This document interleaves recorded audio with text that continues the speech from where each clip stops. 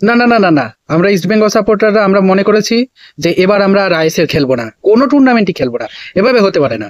আমরা একবার মোহনবাগানের একটা প্লেয়ার আনোয়ার আলীকে কেড়ে নিয়ে এসেছি, কিন্তু তার প্রতিবাদে এই পয়সাওয়ালা গোয়েঙ্কা সব আমাদের মুখের খাবারগুলো, মুখের প্লেয়ারগুলোকে কেড়ে নেবে। এটা আমরা সহ্য করবো না। গত বছর আপুইয়াকে কেড়ে নিল। আপুইয়া আপুইয়া তো পেন কিনে ফেলেছিল আমাদের দলে সই করার জন্য, সেই পেন কেড়ে নিয়ে নিজেদের দলে সই করিয়ে নিল গোয়েঙ্কা মোহনবাগানে। তারপরে এবছর মেহতাব সিং তো আমাদের ইস্টবেঙ্গল ক্লাবের গেটের সামনে দাঁড়িয়েছিল, গেট খুলতে দেরি হয়েছে তো গোয়েঙ্কা কেড়ে নিল।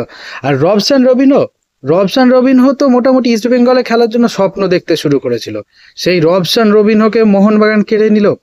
আমরা কাকে নিয়ে খেলবো? এই সব ভুলভাল প্লেয়ারগুলোকে নিয়ে খেলবো? আরে এরা তো